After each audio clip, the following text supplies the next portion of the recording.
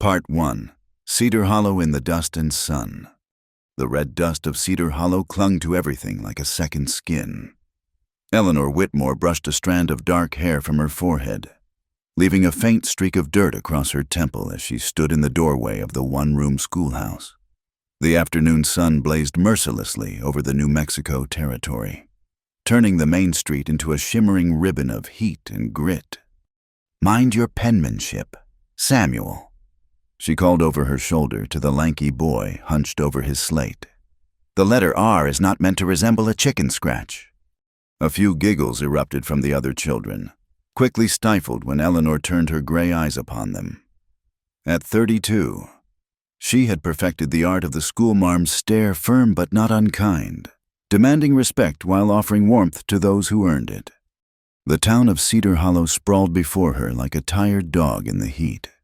Ramshackle buildings lined the rutted Main Street Murphy's General Store with its faded sign, the Brass Bell Saloon already echoing with the clink of glasses and rough laughter.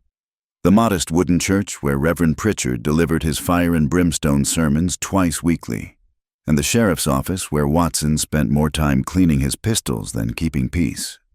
Eleanor had arrived in Cedar Hollow 3 years prior, a widow seeking a fresh start, far from the pitying looks and whispered gossip of her native Pennsylvania. The advertisement for a schoolteacher had seemed like divine providence until she discovered that furnished accommodations meant a drafty room above the general store, and that half the town viewed an educated woman with deep suspicion. "Mrs. Whitmore." The shout pierced the afternoon stillness.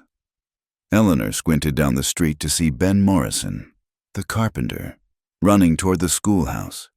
His face was pale beneath the sun-weathered tan, his shirt dark with sweat and something else blood. "It's my boy, Tommy," Ben gasped, stumbling to a halt.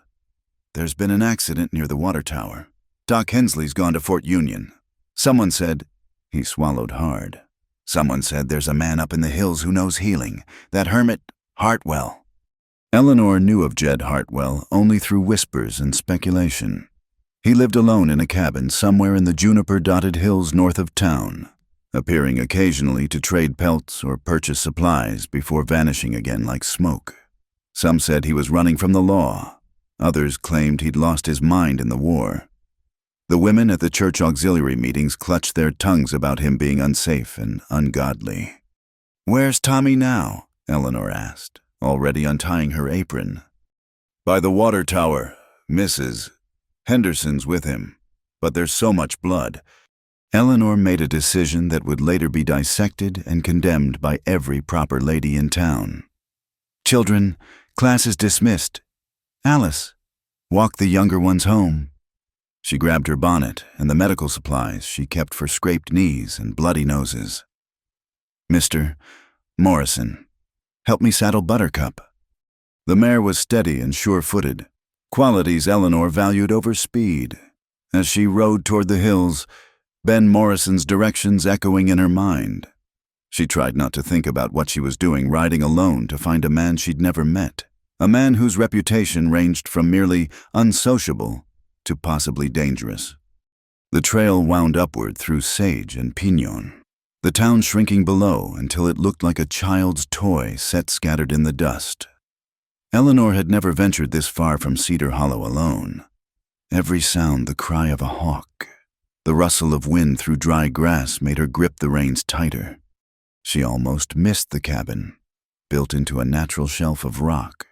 It blended with the landscape like it had grown there. Smoke drifted from a stone chimney, and a vegetable garden, surprisingly neat and well-tended, stretched along one side. A rifle leaned against the doorframe. Eleanor dismounted, her legs shaky from the ride and apprehension. "Mr. Hartwell," she called. "I'm Eleanor Whitmore, the schoolteacher from town. There's been an emergency."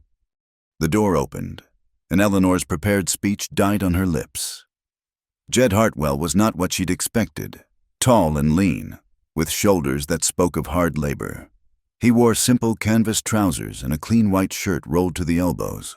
His hair, dark gold like autumn wheat, was neatly trimmed, and his face, while marked by sun and what looked like an old scar along his left jaw, held an intelligence that surprised her.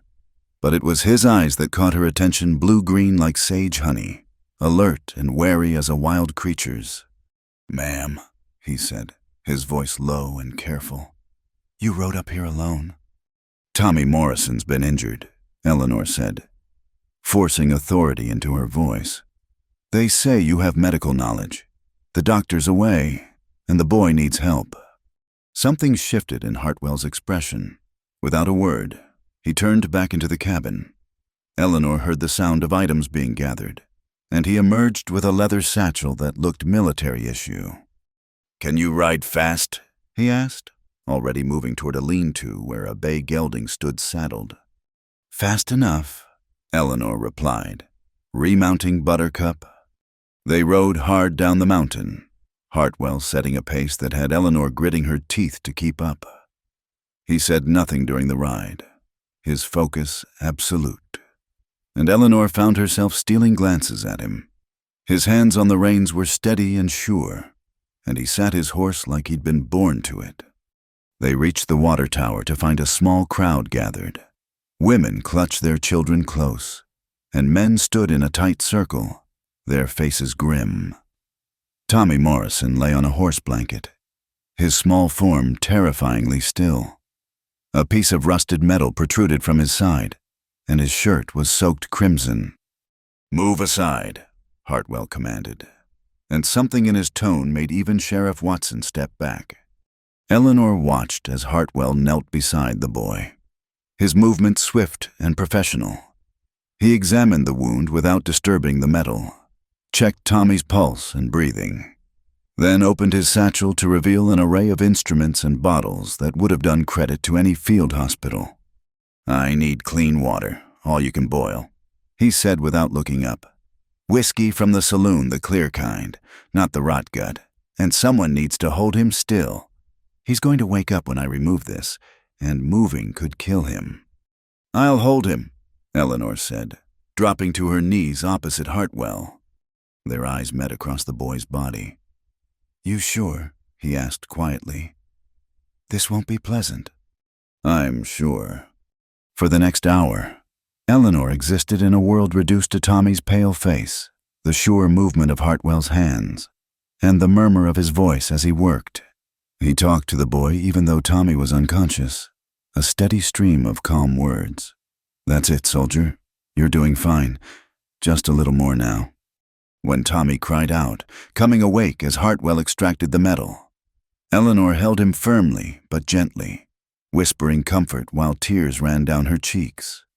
She watched Hartwell clean and stitch the wound with a precision that spoke of terrible practice, his concentration absolute. Finally, it was done. Tommy lay breathing steadily. The bleeding stopped, his color already better. Hartwell sat back on his heels, exhaustion flickering across his features before he masked it. "He'll need watching," Hartwell said to Ben Morrison. "Keep the wound clean. Change the dressing twice daily. I've left carbolic solution and instructions." He packed his instruments methodically, professionally. "The schoolhouse has the cleanest surfaces in town," Eleanor heard herself say, "if Mr. Morrison agrees. Tommy can recover there where I can monitor him during the day." Ben Morrison nodded gratefully, and the men fashioned a litter to carry Tommy the short distance to the schoolhouse. As the crowd dispersed, Eleanor noticed the mix of reactions, gratitude warring with suspicion, admiration tempered by fear. Hartwell had saved the boy, but he remained an outsider, marked by his isolation and the efficiency that suggested a violent past. "Mr. Hartwell," Eleanor called as he prepared to mount his horse. "Thank you." He paused, one hand on the saddle. "You did well," he said quietly. Not many would have kept their nerve. "I'm a teacher," Eleanor replied. "I'm accustomed to managing catastrophes." The ghost of a smile touched his lips, the first she'd seen from him. "I imagine so." He swung into the saddle with easy grace. "The boy will heal clean if you follow the instructions. Send word if fever sets in." Wait, Eleanor said. Your fee. No fee. His eyes found hers again, unreadable in the late afternoon light. Just be careful riding alone. Mrs. Whitmore, these are uncertain times. He touched his hat brim and was gone, the bay gelding carrying him back toward the hills at an easy lope. Eleanor stood in the dusty street, aware that she was being watched from doorways and windows, aware that her reputation had just taken another blow. A proper widow didn't ride off alone to fetch strange men from the hills. A proper lady didn't kneel in the dirt with blood on her skirts. But as Eleanor walked back to the schoolhouse where Ben Morrison sat vigil beside his son, she found she cared less about propriety than she had an hour ago. Tommy would live because she'd made a choice, and somewhere in those hills, a man named Jed Hartwell was returning to his solitude, leaving behind only a bottle of carbolic, precise medical instructions written in an unexpectedly elegant hand, and the memory of sage honey eyes that held too many secrets. The sun was setting over Cedar Hollow, painting the dust red as blood. Eleanor stood in the doorway of the schoolhouse, watching shadows lengthen across the desert. Change was coming to their isolated town. She could feel it in the hot evening wind, see it in the way people hurried home before dark, hear it in the whispers about missing cattle and strange riders spotted near the old mine. Tomorrow would bring new challenges. The church auxiliary would have opinions about her behavior. Sheriff Watson would make his disapproval known. But tonight, Tommy Morrison breathed steadily on a cot in her classroom, and that was enough. Eleanor touched the note Hartwell had left with the medical supplies. His handwriting was careful and precise, but at the bottom, almost as an afterthought, he'd added, "You were brave today. The boy was fortunate." She folded the note carefully and tucked it into her pocket. Perhaps she would have cause to thank him properly, though she suspected Jed Hartwell was not a man who welcomed gratitude or any other intrusion into his carefully guarded world. But Eleanor Whitmore had learned something about herself today. She was stronger than she'd known. And the opinions of Cedar Hollow's proper society mattered less than the life of a child. It was a dangerous realization for a woman alone on the frontier, but also, perhaps, a liberating one. The first stars appeared in the darkening sky, and somewhere in the distance, a coyote called to its pack. Eleanor closed the schoolhouse door and lit the oil lamps, preparing for a long night of watching over Tommy. Outside, Cedar Hollow settled into uneasy slumber, unaware that the threads binding its teacher and its hermit had begun to interweave, setting in motion events that would test them all in ways they couldn't imagine. Part 2. Walls and Scars. The morning sun cast long shadows across Cedar Hollow's main street as Eleanor made her way to Murphy's General Store. 3 days had passed since Tommy Morrison's accident, and the boy was recovering well under her care. But the town's reaction to her midnight ride had been swift and predictable. "Good morning, Mrs. Whitmore." Abigail Pritchard, the Reverend's wife, stood blocking the store entrance with 2 other members of the Ladies' Auxiliary. Their faces wore identical expressions of righteous concern. "Ladies," Eleanor nodded, attempting to step around them. "We've been meaning to speak with you," Abigail continued, her voice carrying the honeyed tone of false sympathy. "About your recent activities." Eleanor straightened her spine. "If you're referring to saving Tommy Morrison's life, I'd do it again without hesitation." "Of course, dear." Mrs. Watson, the sheriff's wife, interjected. "But riding alone to that man's dwelling, surely you understand how it appears." "It appears," Eleanor said carefully, "like a teacher doing whatever necessary to help a dying child." The third woman, Martha Henderson, leaned in conspiratorially. "That Hartwell fellow isn't natural, living up there alone like some kind of savage. They say he did terrible things during the war, killed prisoners in cold blood." "They say many things," Eleanor replied. "Few of them true. Now, if you'll excuse me, I need supplies for the schoolhouse." She pushed past them into the store, hands trembling slightly. Behind her, she heard Abigail's stage whisper, "Pride goeth before a fall. Mark my words, that woman will bring scandal upon us all." Inside the store, Eleanor gathered her purchases mechanically: chalk, paper, the carbolic solution Hartwell had recommended, Mr. Murphy tallied her bill in uncomfortable silence, his usual friendliness replaced by cautious distance. "That'll be $2.40, Mrs. Whitmore," he said, not meeting her eyes. "Though I should mention, there's been talk about your credit line." Eleanor's stomach tightened. "My account has always been in good standing." "Yes, well..." Murphy fidgeted with his ledger. "The school board meets next week.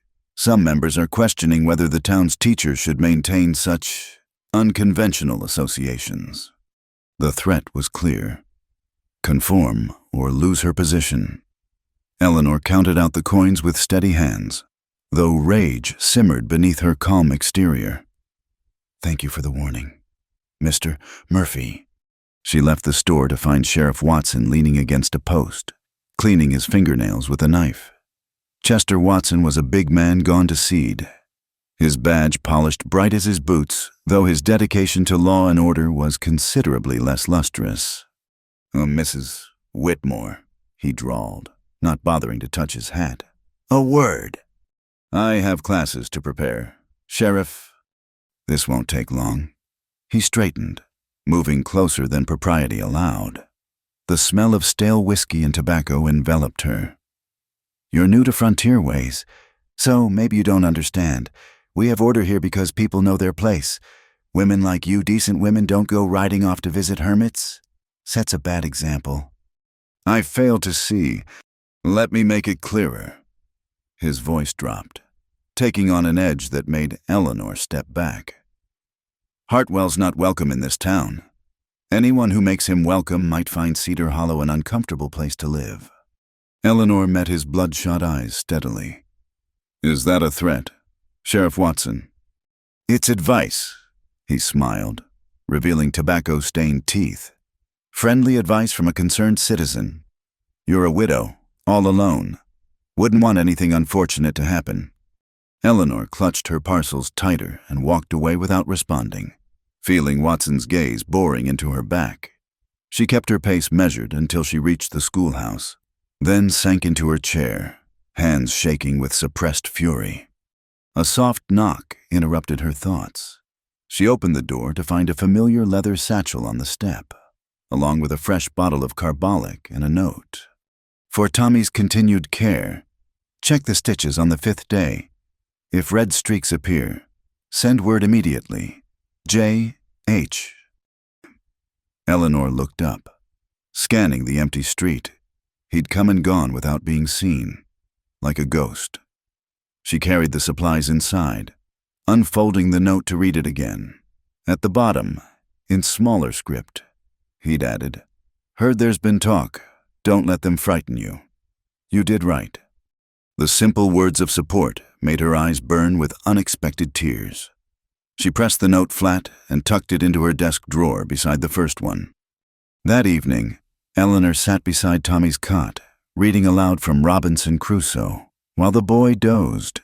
His color was good, the wound healing cleanly thanks to Hartwell's skill. Ben Morrison had offered to take him home, but Eleanor insisted he stay until fully recovered. It gave her purpose, she told herself, though she knew it also served as a shield against the town's judgment. The schoolhouse door burst open, making her jump. Sheriff Watson stumbled in, clearly drunk despite the early hour. His eyes were mean and calculating as they swept over her. "All alone, Mrs. Whitmore," he slurred slightly. "That's not safe. A woman needs protection." Eleanor rose slowly, moving to put the desk between them. "Please leave. Sheriff, you're disturbing my patient." "Your patient?" Watson laughed harshly. "Playing nurse now. First you're riding around like some common... Well, then you're nursing. What's next?" He moved faster than his bulk suggested, cornering her against the blackboard. His breath was hot on her face as he leaned in. Maybe you need someone to teach you proper behavior. I could help with that. Step away from me, Eleanor commanded, proud when her voice didn't shake. Or what? His hand reached for her arm. You'll run to your hermit, maybe you already have. Maybe that's why you defend him. Eleanor's hand found the heavy ruler on her desk. I said step away. Watson laughed and grabbed for her. Eleanor swung the ruler hard, catching him across the knuckles. He yelped and stumbled back, fury replacing the false friendliness. You'll regret that, he snarled. No, Eleanor said quietly. I don't think I will. Now get out before I scream loud enough to bring the whole town. For a moment, violence hung in the air between them. Then Watson seemed to remember the boy sleeping nearby, the windows open to the evening air, the proximity of potential witnesses. This isn't over, he promised, backing toward the door. Women like you need to learn respect. After he left, Eleanor barred the door and sank to the floor, ruler still clutched in her trembling hand. She couldn't stay here tonight. Watson would return, emboldened by darkness and more whiskey. But where could she go? The boarding house would turn her away on Watson's word. The church was Pritchard's domain. Tommy stirred on his cot, whimpering in his sleep. Eleanor made her decision. She quickly gathered essentials, the medical supplies, a lantern, blankets for Tommy. She woke Ben Morrison's eldest boy, Sam, who was sleeping in the back room to help with his brother's care. Sam, I need you to stay with Tommy. Can you do that? The boy, all of 14 and eager to prove himself a man, nodded seriously. Yes, ma'am. Is something wrong? Sheriff Watson's been drinking, she said carefully. I think it's best if I'm not here when he comes back. I'll return before dawn. She saddled Buttercup with shaking hands, mounted, and rode into the darkness. The trail to Hartwell's cabin was treacherous at night, but fear drove her forward. Behind every shadow she imagined Watson following, his threats echoing in her mind. The cabin appeared like a sanctuary, windows glowing softly with lamplight. Eleanor dismounted on unsteady legs and knocked, suddenly aware of how this would look, a woman arriving at a bachelor's home in the dead of night. Hartwell opened the door, rifle in hand, then lowered it immediately. Mrs. Whitmore. His eyes took in her disheveled appearance, the way she kept glancing over her shoulder. What's happened? I'm sorry, Eleanor began, then stopped, overwhelmed. Sheriff Watson, he was drunk. He came to the schoolhouse and... Did he hurt you? Hartwell's voice was deadly quiet. No, I hit him with a ruler and he left, but he said he'd come back. I didn't know where else. She trailed off, suddenly exhausted. Hartwell stepped aside. Come in, you're safe here. The cabin was sparse but clean, with rough-hewn furniture and shelves lined with books that surprised her. A medical text lay open on the table beside the remnants of a simple supper. Sit, Hartwell said, moving to stoke the fire. I'll make tea. Eleanor sank into a chair, watching him move efficiently around the small space. He set a cup before her, the tea laced with something that burned away the chill of fear. Tell me exactly what happened, he said, settling across from her. Eleanor related the day's events, from the confrontation at the store to Watson's threats. Hartwell listened without interruption, his face growing harder with each detail. He's done this before, Hartwell said when she finished. Not to you, but to others. Women without protection, without recourse.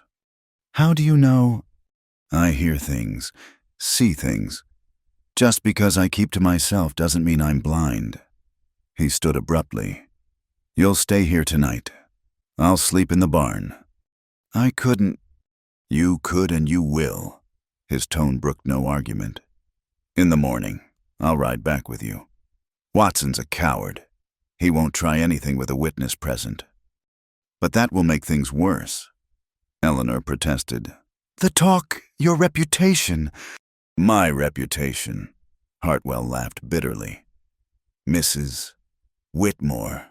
They whisper I'm a killer, a madman, a dozen other things. What's one more rumor?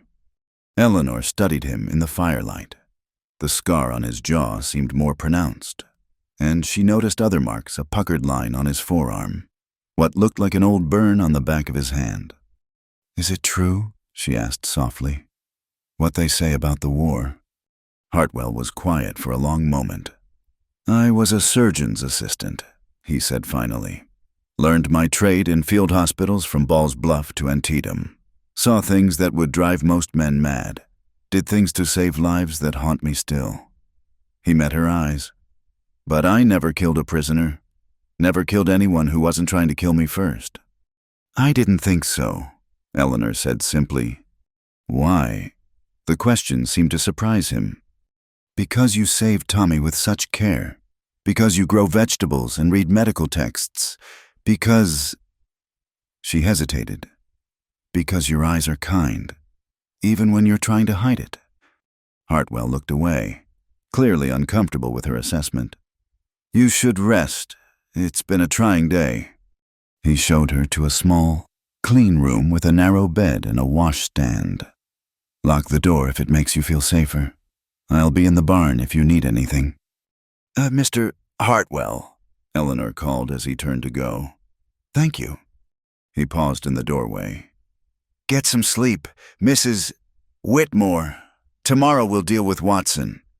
After he left, Eleanor sat on the edge of the bed, overwhelmed by the strangeness of the day. This morning she'd been a respectable, if somewhat scandalous, schoolteacher.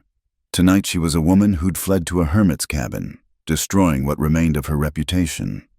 But as she lay down fully clothed, listening to the night sounds of the desert, Eleanor felt safer than she had in months. Outside, she could hear Hartwell moving in the barn, keeping watch. Tomorrow would bring consequences, Watson's rage, the town's condemnation, possibly the loss of her position. Yet Eleanor found herself thinking not of tomorrow's trials, but of Hartwell's words, "You did right," in a world that seemed determined to punish her for every deviation from its narrow rules. One man understood. One man stood ready to defend her, asking nothing in return. She touched the pocket where his notes rested and allowed herself a moment of dangerous honesty. She was beginning to care for Jed Hartwell in ways that had nothing to do with gratitude. It was foolish, impossible, certain to bring only more trouble. But tonight, with walls between her and the world's judgment, Eleanor let herself imagine what it might be like to be truly known and accepted, to be valued for strength rather than condemned for independence, to find partnership rather than isolation. Outside, a coyote called mournfully to the star-drunk sky. In the barn, Hartwell kept his solitary vigil, and in the small room of a hermit's cabin, Eleanor Whitmore finally slept, her dreams untroubled for the first time in years. Part 3: Lessons in Survival.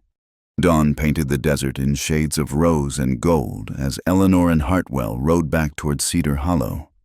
True to his word, he'd waited outside while she readied herself, then accompanied her down the treacherous trail with the easy competence of a man comfortable in wilderness. They found the schoolhouse in uproar. Sheriff Watson stood on the steps, gesticulating wildly to a gathered crowd, while Sam Morrison faced him down with the stubborn courage of youth. She abandoned her post, Watson was declaring. Left a sick child to run off in the night. That's a lie, Sam interrupted. She left me in charge, and Tommy's been fine all night. Watson's face darkened as Eleanor dismounted. There she is, riding in bold as brass with the man who saved Tommy Morrison's life. Eleanor cut in, her voice carrying clearly across the crowd. The man I sought when your drinking made the schoolhouse unsafe last night. A murmur ran through the gathered townspeople. Watson's hand moved toward his gun, but Hartwell had already dismounted, positioning himself slightly in front of Eleanor. Careful, Sheriff, Hartwell said quietly. Threatening women in broad daylight, that badge doesn't make you untouchable. You threatening me, hermit? Stating facts. Hartwell's voice remained level. Mrs. Whitmore's under my protection now. You come near her again, drunk or sober, and we'll settle it properly. Watson sputtered, but the crowd was already dispersing. Sensing the confrontation was over, several women looked at Eleanor with fresh speculation rather than condemnation. Ben Morrison pushed through to shake Hartwell's hand. Thank you, Ben said simply, for my boy, and for standing up to him. He jerked his head toward Watson. After Hartwell left and the crowd scattered, Eleanor found her classroom half empty. Only 8 students appeared for lessons the others kept home by parents who deemed her too scandalous for their children's moral education. Tommy, recovered enough to sit up, watched from his cot as Eleanor taught arithmetic to the remnant of her class. By week's end, only 5 students remained. The school board met and voted to suspend her wages pending review of moral character. The boarding house raised her rent. Murphy's store refused her credit entirely. Eleanor sat at her desk after dismissing her handful of students, calculating figures that refused to balance. $3 in savings, rent due in a week, no salary coming in. The numbers mocked her attempts at optimism. Mrs. Whitmore. Tommy Morrison stood uncertainly by her desk, fully healed now thanks to Hartwell's skill. My PA wanted me to give you this. He handed her a small cloth bundle. Inside were $2 silver and a note, for Tommy's care. It ain't enough, but it's what we got. Ben Morrison. Eleanor's eyes burned. Thank him for me. Tommy. That evening, she made a decision. If Cedar Hollow wanted to condemn her for helping children survive, then she'd teach them what they really needed. The next morning, her 5 remaining students found their usual lessons replaced by something different. Today, Eleanor announced, we're learning to find water in the desert. She led them out behind the schoolhouse, showing them how to read the land where runoff collected, which plants indicated underground moisture, how to dig a solar still with basic materials. Little Alice Murphy proved surprisingly adept at recognizing animal tracks that led to water sources. Why are we learning this, Mrs. Whitmore? Asked Daniel Henderson. Because, Eleanor said, watching storm clouds gather on the horizon. Knowing things from books is good. Knowing how to survive is better. Over the following days, she taught them to identify edible plants, basic first aid, how to signal for help using mirrors and smoke. She showed them how to make simple snares, build emergency shelters, navigate by stars. The children absorbed it all with the fearless enthusiasm of youth. Word of her unconventional curriculum spread. Some parents arrived to withdraw their children in horror, but others the struggling homesteaders, the Mexican families who knew desert survival in their bones. The few free thinkers began sending their children back. 2 weeks into her new teaching method, Eleanor was demonstrating how to properly clean and bandage a wound when hoofbeats thundered into town. Through the window, she saw riders, hard men with harder faces, led by a man whose photograph graced wanted posters from here to Kansas. Jake Donnelly, train robber, cattle thief, killer. His gang had been terrorizing the territory for months. Children, into the root cellar, Eleanor commanded quietly. Now, they obeyed without question. Her survival lessons had taught them to recognize danger. Eleanor barred the cellar door and stepped onto the schoolhouse porch as Donnelly's gang spread through the town like locusts. Donnelly himself dismounted near the school, his pale eyes scanning the building. Well now, the famous school marm. Heard you've been teaching interesting lessons. School's closed, Eleanor said steadily. Everything's closed when we ride in. Donnelly laughed. But we're not here for you, teacher, looking for someone else. That hermit in the hills Hartwell. Got business with him. Eleanor's blood chilled. What business? The kind that's none of yours. Donnelly stepped closer. But you know him. Whole town's talking about it. So you're going to tell us exactly where to find him? I don't know, Eleanor lied. Donnelly's hand shot out, gripping her arm hard enough to bruise. Wrong answer! A small voice piped up from beneath the schoolhouse. Let her go! Tommy Morrison had crawled out through a loose board, his father's old pistol trembling in his small hands. Donnelly laughed and drew his own weapon faster than thought. No, Eleanor broke free and stepped between them. He's just a child. I'll take you to Hartwell. Eleanor, no! Tommy cried, but she was already walking toward Buttercup. Just me and you, she told Donnelly. Leave the children alone. Donnelly considered, then nodded. Boys, keep this town quiet. The teacher and I are taking a ride. Eleanor mounted, her mind racing. She couldn't lead them to Hartwell, but she had to buy time, had to protect the children. As they rode out of town, she began forming a desperate plan. Instead of taking the direct trail to Hartwell's cabin, she led Donnelly toward the abandoned silver mine, a maze of unsafe shafts and unstable ground. Her survival lessons had included warnings about the area. Now she hoped to use that danger to her advantage. This isn't the way, Donnelly growled after an hour of riding. It's a shortcut, Eleanor lied. Hartwell showed it to me. They entered a narrow canyon, the old mine workings visible as dark mouths in the cliff face. Eleanor's heart pounded as she recognized the markers she'd made her students memorize: the crooked Joshua tree that meant unstable ground ahead, the pile of red rocks warning of a covered shaft. Here, she said, dismounting near a particularly treacherous area. There's a hidden path between those rocks. Donnelly dismounted, suspicious but curious. As he moved toward the rocks, Eleanor grabbed her saddlebag filled with the emergency supplies she now always carried. The mirror she'd used to teach signaling caught the afternoon sun. She flashed it 3 times toward the distant hills, the emergency signal she'd taught her students, praying someone might see. Then Donnelly turned back, fury in his eyes. You're playing games. Teacher. Eleanor backed away, leading him onto the unstable ground. I'm trying to help. The earth gave way beneath Donnelly's boots. He lunged forward, catching himself at the edge of a hidden shaft, cursing violently. Eleanor ran for the rocks, Donnelly's shouts echoing behind her. She climbed, using every bit of knowledge she'd gathered about the terrain.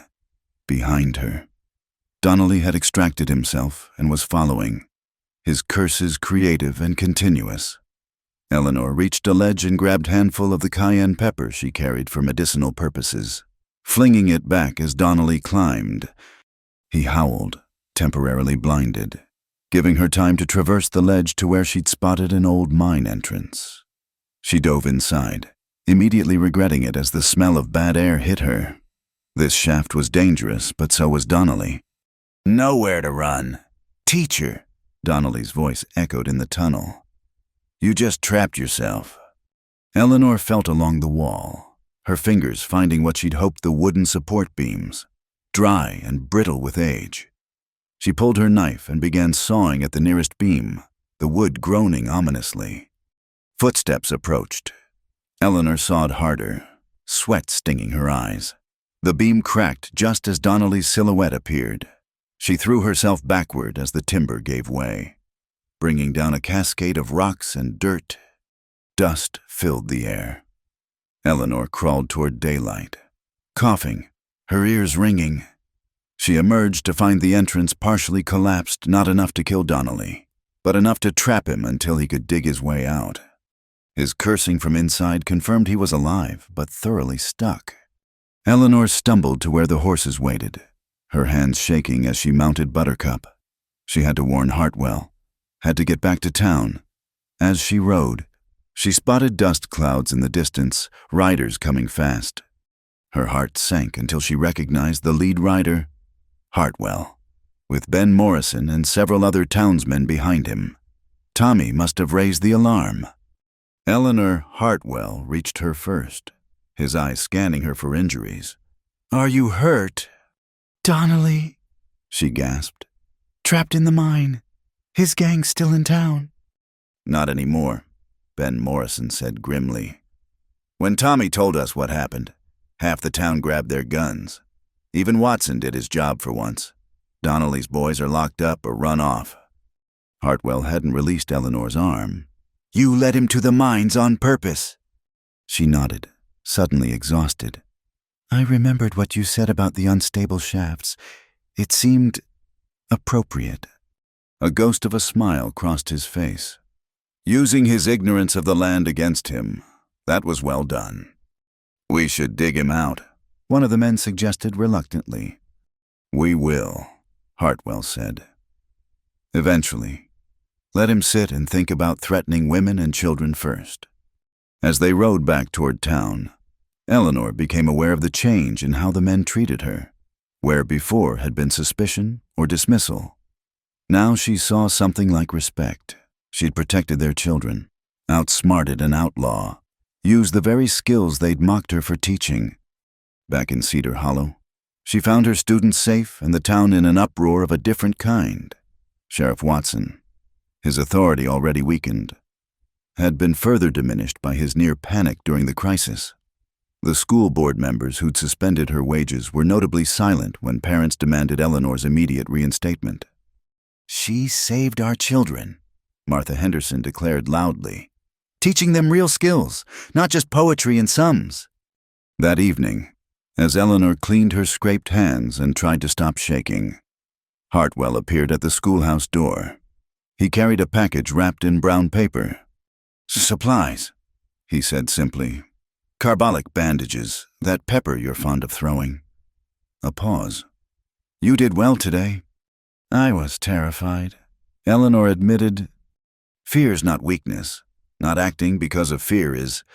He set the package down. Donnelly won't forget this, neither will his gang.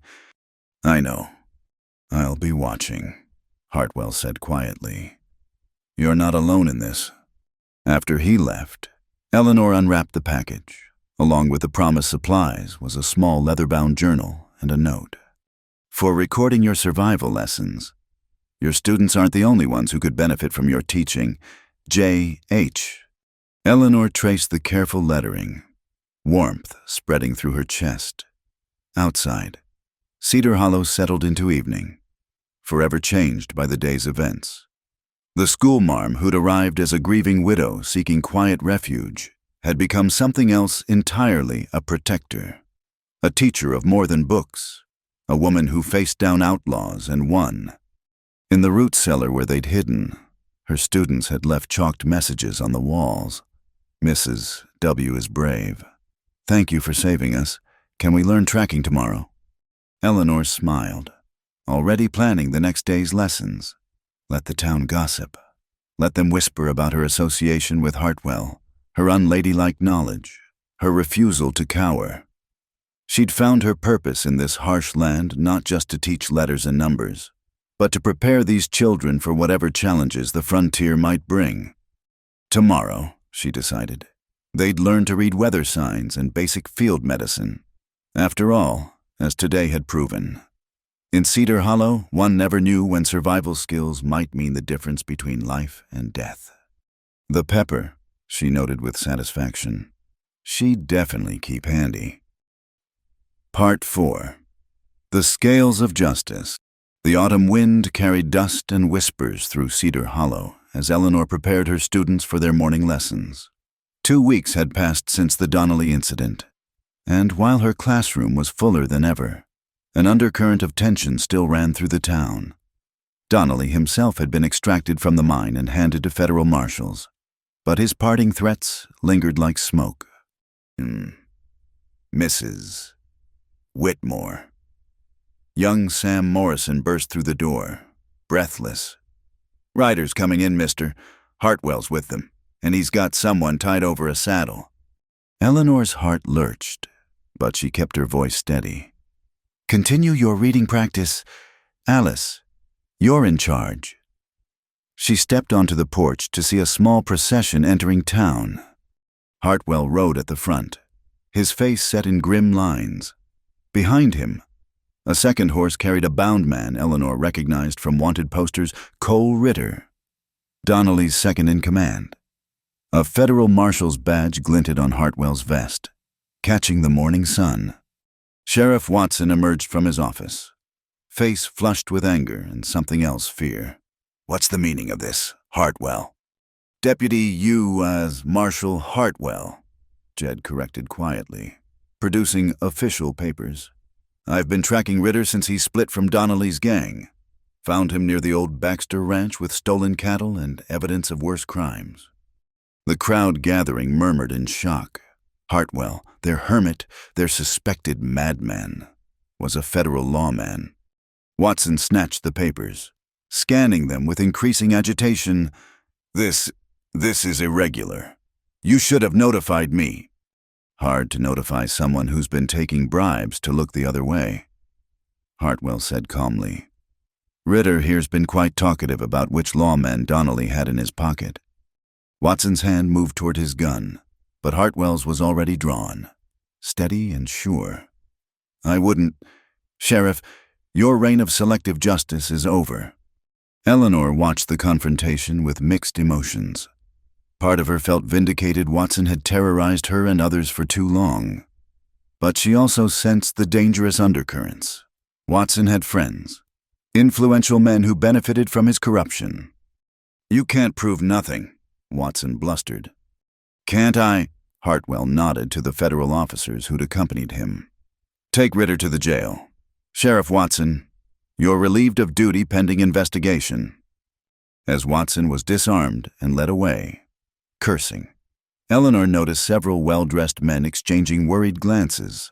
Among them was Reverend Pritchard, whose fire and brimstone sermons often coincided suspiciously with Watson's targeting of certain townspeople. That evening, Eleanor was grading papers when Hartwell knocked. He looked exhausted, the marshal's badge already removed and pocketed. "May I come in?" "Of course." She gestured to a chair. "So, Deputy Yukite, Marshal." A wry smile touched his lips. "Appointed after the war. I don't advertise it makes my job easier when criminals think I'm just a hermit, but Donnelly's gang finally forced my hand." "The reward money?" $500 for Ritter. More coming for the rest of the gang." He paused. "It's yours." Eleanor blinked. "Mine? But you caught him. You risked your life protecting this town's children. You outsmarted Donnelly himself. Without you, I'd never have tracked down the gang's hideouts." He produced a bank draft. "This makes you financially independent. No more begging for wages from hypocrites." Eleanor stared at the sum, more money than she'd see in 2 years of teaching. "Jed, I can't." "You can and will." His use of her first name made her breath catch. "Eleanor, storm's coming. Watson's friends won't take this quietly. You need to be prepared." He was right. The next morning, Reverend Pritchard led a delegation to the schoolhouse. "Mrs. Whitmore," he intoned, "serious allegations have surfaced regarding Mr. Hartwell's past. As a concerned shepherd of this flock, I must warn you against association with a man who murdered Confederate prisoners at Wilson's Creek." Eleanor set down her chalk carefully. "That's a very specific accusation. Reverend, do you have proof?" "The word of good Christian men. The same good Christian men who looked the other way while Sheriff Watson extorted protection money from Mexican families." Eleanor's voice carried clearly through the open windows where curious townspeople had gathered. "The same men who coincidentally profit every time you preach against certain businesses." Pritchard's face mottled. "You dare?" "I dare speak truth, Reverend, something your pulpit seems to have forgotten." "That man is a killer," Pritchard roared. "He slaughtered boys in cold blood." "Then prove it," Eleanor challenged. "You claim to serve justice, call for a proper inquiry, bring witnesses, evidence, or admit you're spreading lies to protect your own corruption." The crowd murmured agreement. Since the Donnelly incident, Eleanor's standing had shifted. She was no longer just the scandalous schoolmarm, but the woman who'd saved their children. Pritchard retreated, but Eleanor knew he'd return with reinforcements. She spent the evening writing letters to newspaper editors in Santa Fe and Denver, to federal authorities, to anyone who might ensure a fair hearing. 3 days later, the storm broke. A federal judge arrived to investigate Watson's corruption, and Pritchard's faction produced their witness, a disheveled man claiming to be a Confederate veteran who'd seen Hartwell execute prisoners. The hearing was held in the church, the only building large enough for the crowd. Eleanor sat in the front row, her presence a silent support for Hartwell, who faced his accusers with stoic calm. "State your name," the judge ordered the witness. "Corporal Luther Briggs, late of the Confederate Army. And you claim to have witnessed Deputy Marshal Hartwell commit murder." "Saw it with my own eyes at Wilson's Creek. He lined up 6 of our boys who'd surrendered and shot them down like dogs." Eleanor studied Briggs, something nagging at her memory. Then it clicked the way he favored his left side, a distinctive scar on his hand she'd glimpsed. "Your Honor," she stood, ignoring protocol. "May I ask the witness a question?" The judge frowned, but nodded. Eleanor approached Briggs. "Corporal Briggs, which unit were you with at Wilson's Creek?" "The, 3rd Missouri Infantry." "Strange," Eleanor said clearly. "Since the 3rd Missouri fought at Lexington, not Wilson's Creek. Also curious that you claim to be Confederate when that scar on your hand is from a Union cavalry saber. I've seen enough war wounds to recognize it." Briggs paled. "You can't know that." "But I can." Eleanor turned to the crowd. "This man isn't Luther Briggs. He's Calvin Morse, a deserter from the Union Army who's wanted for robbing military payrolls. I recognize him from the wanted posters in Sheriff Watson's own office." Chaos erupted. Morse tried to run but was quickly subdued. Under questioning, he admitted Pritchard had paid him to lie, promising to help clear his name in exchange. "Your Honor," Eleanor continued, her voice carrying over the noise, "I submit that this entire accusation is an attempt to remove Deputy Marshal Hartwell because he threatens certain men's illegal activities."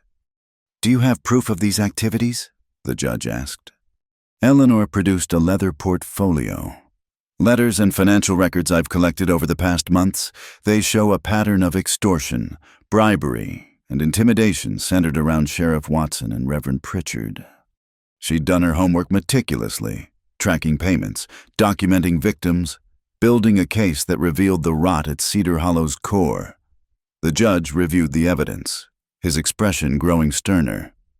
"Deputy Hartwell," the judge finally spoke, "the charges against you are dismissed as fabricated. Reverend Pritchard, you're under arrest for conspiracy and fraud. As for the rest of you who participated in this scheme..." But Pritchard wasn't finished. "That woman," he shrieked, pointing at Eleanor. "She's bewitched you all living in sin with that killer, corrupting our children." "Enough." Hartwell spoke for the first time, his voice deadly quiet. "You want to discuss corruption. Reverend, let's discuss why you've been stealing from the church funds, or why Watson's wife suddenly has expensive jewelry after every donation drive you conduct." The revelations continued, each more damning than the last. By evening, Pritchard was in custody.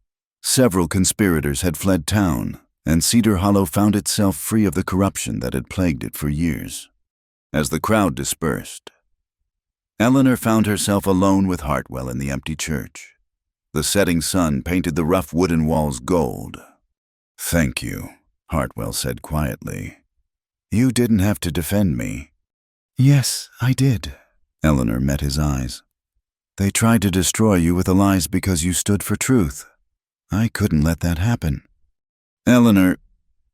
He stepped closer, then stopped, uncertainty flickering across his features. "You've risked everything for me. Your reputation, your safety." "My reputation was ruined the day I refused to be their version of a proper widow." Eleanor interrupted. "As for safety, I'd rather face danger with integrity than live peacefully as a coward." For a moment, something deep and unspoken passed between them. Then Hartwell stepped back, the walls rising again. "The federal marshals want me to track the rest of Donnelly's gang," he said. "I'll be leaving for a few weeks." Eleanor's heart sank, but she kept her voice level. "Of course, your duty comes first. While I'm gone, be careful. We've cut off the snake's head, but the body might still thrash." He left that night, and Eleanor returned to her empty schoolhouse. On her desk lay an envelope, the reward money he'd insisted she take, along with a note. "Justice prevailed today because you had the courage to speak truth. The children of Cedar Hollow are fortunate to have you as their teacher. Jay." Eleanor held the note, wondering if he knew how much his words meant. Outside, Cedar Hollow was changing, the shadows of corruption finally lifting. She'd played her part in that transformation, but the victory felt hollow with Hartwell gone. A knock interrupted her thoughts. Martha Henderson entered, followed by several other women. "Mrs. Whitmore Eleanor," Martha began. "We owe you an apology. We judged you harshly, believed lies about you and Mr. Hartwell. You've shown more Christian virtue than any of us." "We'd like to help," another woman added. "With the school, with whatever you need." Eleanor felt tears prick her eyes. "The children need winter coats," she said, "and we could use help building a proper playground." As the women eagerly planned, Eleanor gazed out at the darkening hills where Hartwell had vanished. He'd return, she had to believe that, and when he did, perhaps they could finally acknowledge what was growing between them, deeper than friendship, stronger than mere alliance. For now, she had work to do. Cedar Hollow was healing, and she would help guide that process. The scales of justice had finally balanced, but Eleanor knew this was just the beginning. There would be more challenges, more battles to fight. But tonight, surrounded by women who'd become allies instead of enemies, holding the means to build a better future for Cedar Hollow's children, Eleanor Whitmore felt something she hadn't experienced in years. She felt like she was home. The desert wind whispered through the windows, carrying the scent of sage and possibility. Somewhere out there, Hartwell tracked outlaws in the name of justice. Here, Eleanor would continue teaching survival and strength to a new generation. They were partners in transformation, even when miles apart, and that knowledge warmed her more than any fire as the stars emerged over Cedar Hollow, bearing witness to a town reborn. Part 5. Rain falls on the town. Water sweeps away the past. The clouds had been gathering for 3 days, unusual for late October in New Mexico territory. Eleanor stood at the schoolhouse window, watching the sky darken to the color of old pewter. Her students fidgeted at their desks, sensitive to the electric tension in the air. "Hi, Mrs. Whitmore," Alice Murphy said. "My PA says it might flood. He's moving all his goods to the top shelves." Eleanor had noticed the same preparations throughout town. After years of drought, rain was usually welcome. But the old-timers remembered what happened when the sky finally opened after so long the baked earth couldn't absorb the water fast enough. "Let's review our emergency procedures," Eleanor said calmly. "If flooding occurs, where do we gather?" "The old church on the hill," the children chorused. "And what supplies do we need?" As they recited the list, water, food, blankets, medical supplies, Eleanor's thoughts drifted to Hartwell. He'd been gone 2 weeks hunting the remnants of Donnelly's gang. No word had come, and worry gnawed at her with each passing day. That evening, the first drops fell fat, heavy, hitting the dusty ground like small explosions. Within an hour, the drops became a deluge. Eleanor had never seen rain like this, a solid wall of water that turned the streets to rivers within minutes. She was securing the schoolhouse shutters when Ben Morrison appeared, soaked through. "Eleanor, we need to evacuate the low-lying houses. The arroyo's already overflowing." Eleanor grabbed her emergency supplies and followed Ben into the tempest. Cedar Hollow had been built with no thought to flooding. Why would it? In a land that rarely saw rain now that oversight threatened everything. They worked through the night, rousing families, carrying children and belongings to higher ground. The old church, abandoned since Pritchard's arrest, became a refuge. Eleanor organized the space with military efficiency families here, supplies there, a makeshift medical station in the vestry. "The water's rising fast," Tom Henderson reported, stumbling in with his elderly mother. "Murphy's store is already flooded to the windows." Eleanor looked around the crowded church. They had maybe 60 people, but she knew at least 20 more families lived in the vulnerable areas. "We need search parties," she decided. "Groups of 3, with ropes and lanterns." "In this storm," someone protested. "That's madness." "Leaving people to drown is madness," Eleanor countered. She was tying a rope around her waist when a hand caught her arm. "Eleanor." She spun to find Hartwell, water streaming from his hat. Mud splattered to his knees. Relief flooded through her so powerfully her knees nearly buckled. "Jed, how did you—" "Saw the storm coming. Rode hard to get here." His eyes swept the organized chaos of the church. "Good work. Who's still missing?" They divided into teams. Hartwell led one, Eleanor another, Ben Morrison a third. The next hours blurred into a nightmare of chest-deep water, collapsing buildings, and desperate rescues. Eleanor's team found the Vasquez family trapped in their adobe house, water rising toward the roof. It took all their strength to break through and pull the family to safety. By the time they returned to the church, dawn was breaking over a transformed landscape. Cedar Hollow was gone. In its place was a muddy lake dotted with rooftops and debris. The main street had become a raging river, carrying away everything in its path. "My store," Murphy whispered, staring at the devastation. "Everything I owned." "You're alive," his wife said firmly. "We'll rebuild." As the rain finally slackened to a drizzle, the full scope of destruction became clear. Homes destroyed, businesses gutted, the new railroad bridge washed away. But miraculously, no lives lost thanks to the evacuation efforts. Eleanor moved through the church, checking on families, distributing what supplies they had. She found Hartwell in the bell tower, surveying the damage with field glasses. "See anything salvageable?" she asked. "Your schoolhouse is still standing, waterlogged but intact." He lowered the glasses. "Most of the residential area is gone, though." They stood together in silence, watching the sun break through clouds for the first time in 3 days. The light revealed not just destruction but opportunity. The corruption and divisions that had plagued Cedar Hollow seemed as washed away as the buildings. "We could rebuild better," Eleanor said quietly. "Plan for floods, create proper drainage, establish building codes." Hartwell glanced at her. "The town, all of us." She hesitated. "You are staying, aren't you?" Before he could answer, excited shouts rose from below. Eleanor and Hartwell descended to find chaos, but happy chaos.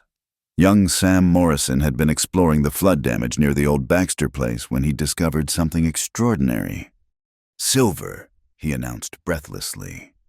"The flood washed away that old rock slide, and there's a vein of silver thick as my arm." In the days that followed, Cedar Hollow transformed from a scene of disaster to one of determined rebuilding. The silver discovery, modest but significant, provided hope and funding. More importantly, the shared crisis had unified the town in unprecedented ways. Eleanor supervised the creation of a tent school while the building dried out. Hartwell organized work crews, his natural leadership and federal authority making him the de facto coordinator of reconstruction efforts. Together, they implemented ideas that would have been impossible under the old power structure. Proper foundations. Hartwell insisted at a town meeting, built above the flood line, and we need a water management system channels to direct future floods away from buildings. "The school should be relocated entirely," Eleanor added. "Up on the hill, where it's safe. We can use part of the silver proceeds to build it properly." There was no argument. The old hierarchies had been literally washed away. Mexican families worked alongside Anglo settlers, former enemies united in common purpose.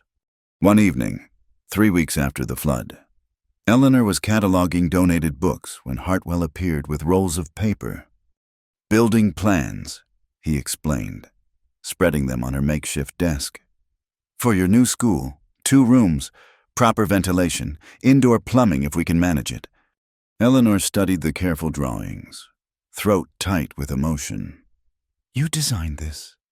"Had help from a former army engineer in town, but yes." He pointed to various features. "Storage for your emergency supplies here, a covered area for outdoor lessons, and living quarters attached for the teacher." "It's perfect," Eleanor breathed. "But the cost is manageable. I've been corresponding with some contacts. There's federal funding available for frontier education, especially given your innovative curriculum." He paused. "Also, I'm investing my reward money from the Donnelly gang." Eleanor looked up sharply. "Your money? But Jed." "It's an investment in Cedar Hollow's future." His eyes met hers, intense and sincere. "In our future." The word "our" hung between them, loaded with possibility. Eleanor felt her heart race but forced herself to focus on the plans. "Speaking of the future," Hartwell continued, his tone carefully neutral, "I've had an interesting offer. The federal marshals want me to take over as Cedar Hollow's official sheriff. Permanent position, decent salary." "Oh." Eleanor kept her voice equally neutral, though her pulse quickened. "And I haven't decided yet. It would mean giving up the cabin, moving to town permanently, becoming part of the community instead of observing from outside." He rolled up the plans slowly. "What do you think?" Eleanor chose her words carefully. "I think Cedar Hollow needs a sheriff who understands justice, not just power. Someone who's proven he'll protect all citizens equally." She met his gaze. "I think you've been part of this community longer than you realize." A ghost of a smile touched his lips. High praise from the woman who civilized this town.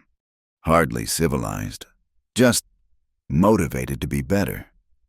Eleanor gestured at the tent school around them. "We all are now.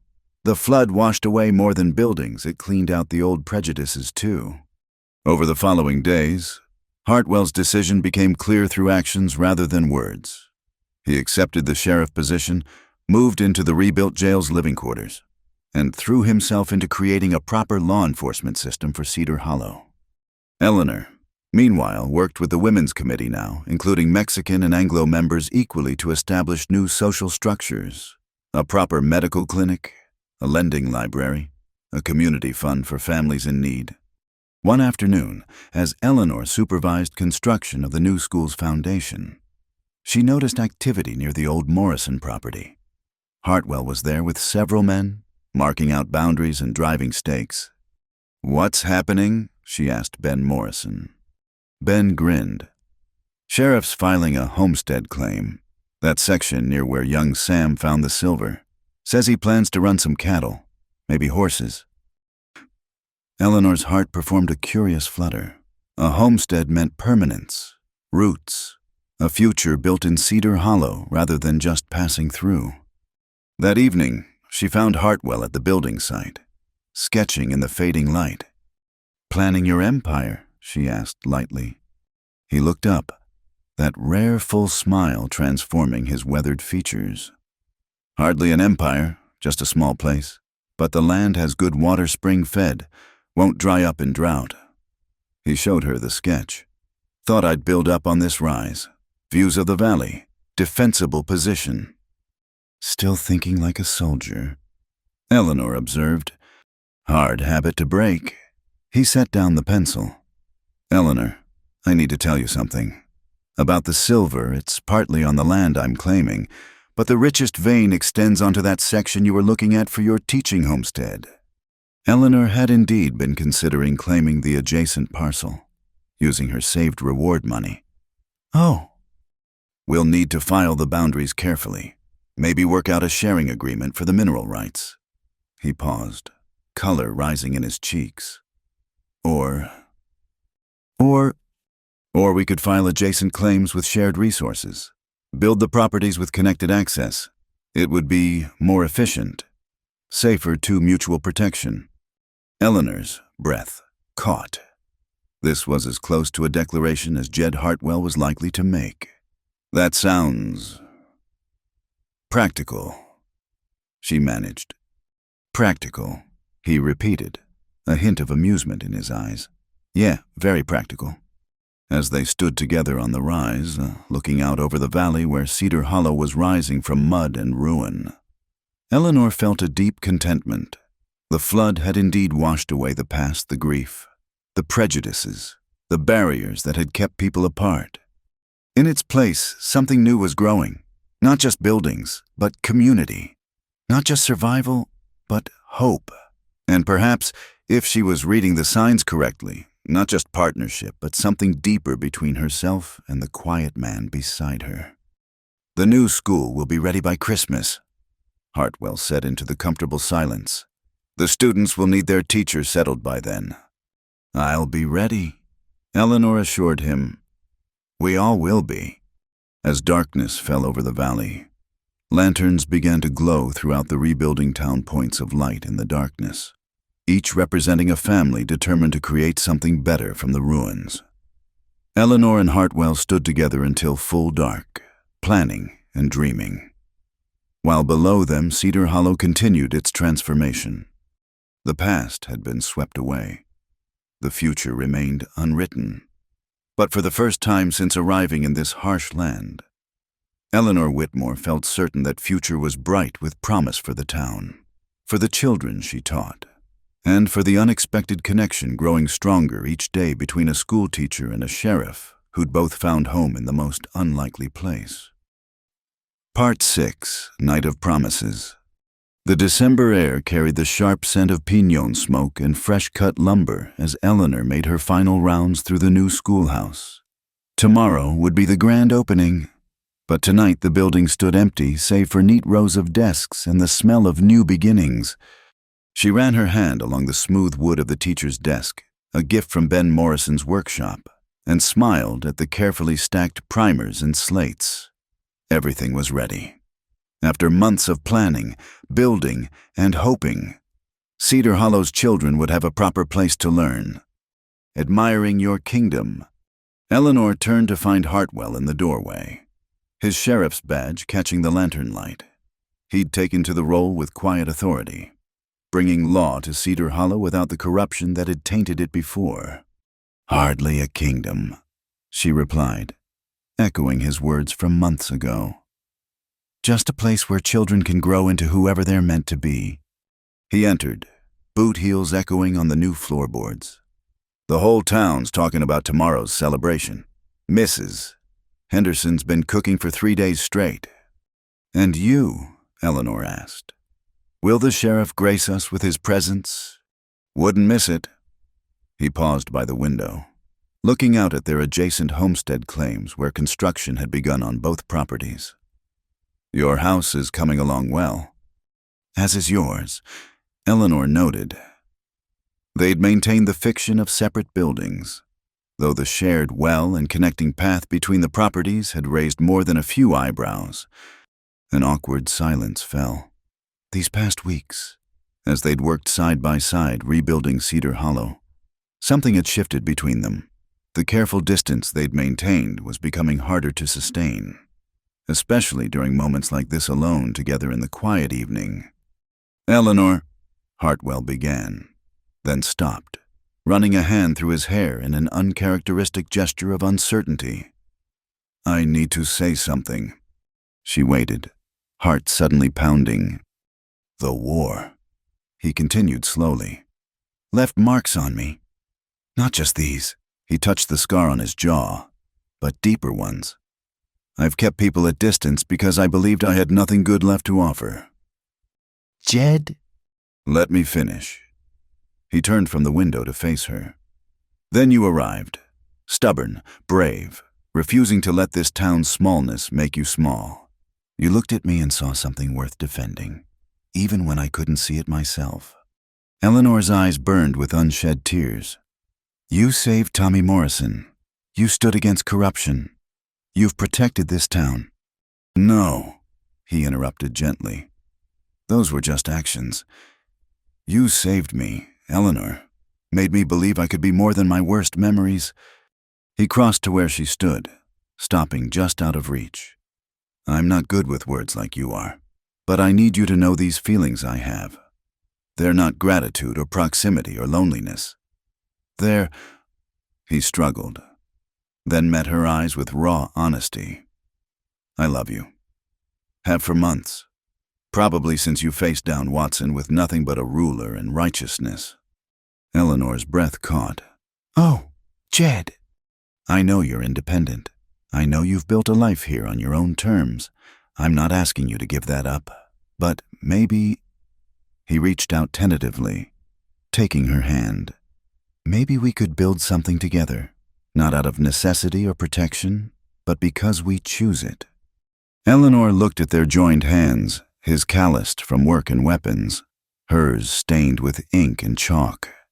I've been so afraid, she admitted. My first marriage was difficult. Charles wasn't cruel, just indifferent. I was a convenience, a status symbol. When he died, I promised myself I'd never be someone's afterthought again. You could never be an afterthought, Hartwell said fiercely. You're the first thing I think of each morning and the last before I sleep. He stopped, color rising in his cheeks. Listen to me, talking like some penny novel hero. Eleanor laughed, the sound slightly watery. I like it. I like seeing this side of you, the man behind the sheriff's badge and the careful distance. She stepped closer, free hand rising to touch the scar on his jaw. I love you too, Jed Hartwell. Have since you left those medical supplies with notes in your careful handwriting, since you stood between me and Watson's threats, since you trusted me enough to share your past. His hand covered hers, pressing it against his cheek. Eleanor, his voice roughened. I want to court you properly, take you to church socials, Sunday rides, all of it, but I also want neat. What do you need? She whispered. His eyes darkened. You, not just for Sunday rides, but every day. Mornings over coffee, evenings by the fire, building something real and lasting. I want to wake up knowing you're safe beside me. Want the right to protect you not just as sheriff, but as your husband. Husband, Eleanor repeated softly. Is that a proposal? Sheriff Hartwell. The worst-timed one in history, he admitted wryly. No ring, no bent knee, just a man who's better with actions than pretty speeches asking the bravest woman he knows to take a chance on him. Eleanor's answer was to rise on her toes and press her lips to his. For a moment, he stood frozen. Then his arms came around her, pulling her close with a gentle, fierce protection. The kiss was everything their careful friendship had denied, deep, honest, full of promise and barely restrained longing.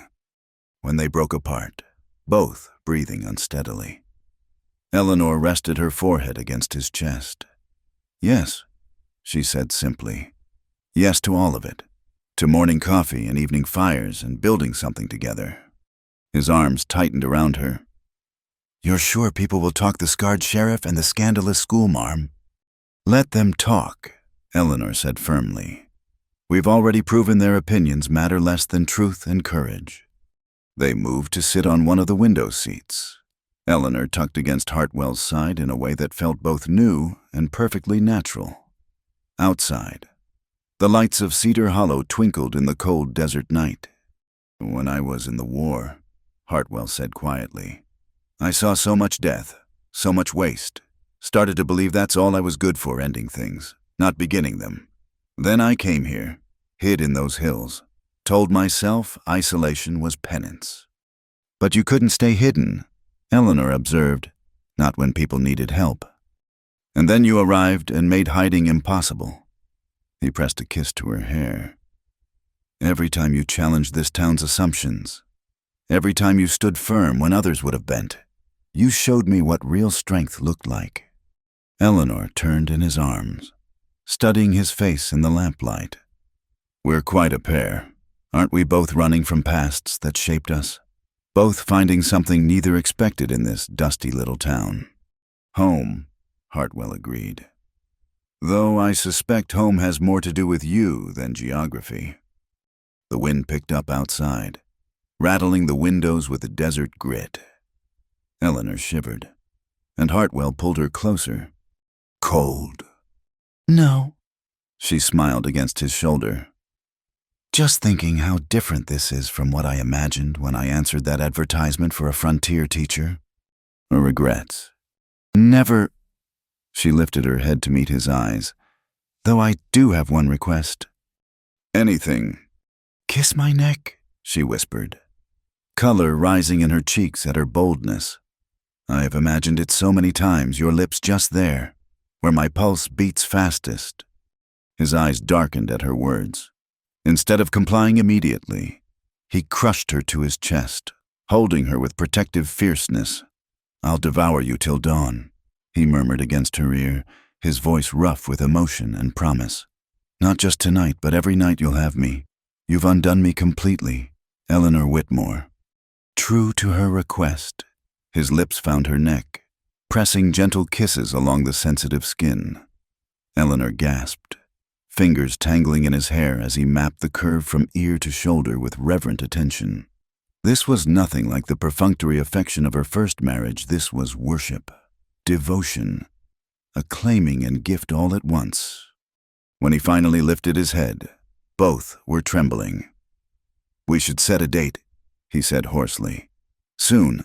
I find my self-control isn't what it used to be where you're concerned. Christmas Eve, Eleanor suggested. 2 weeks. The schoolhouse will be open, the town settled.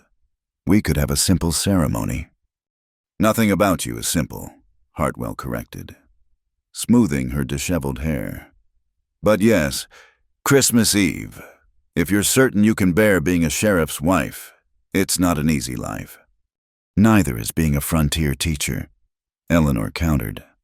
But we've both proven we don't need easy. We need purpose, partnership, truth. She cupped his face in her hands. I need you, Jed, not to protect me or provide for me, but to stand beside me as we build something meaningful. Partners, he agreed, catching her hands and pressing kisses to each palm. In all things, though I reserve the right to protect you from rattlesnakes and outlaws. And I reserve the right to protect you from poisonous cooking and political schemes. Eleanor laughed.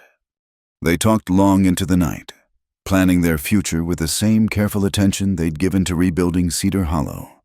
Where to hold the ceremony, the new schoolhouse, with students as witnesses. Where to live, expand his homestead house, closer to town for safety. How to balance their responsibilities, teaching and law enforcement, complementing each other. I want children, Eleanor said quietly as the night deepened. I know it's dangerous out here, but... Yes, Hartwell interrupted firmly.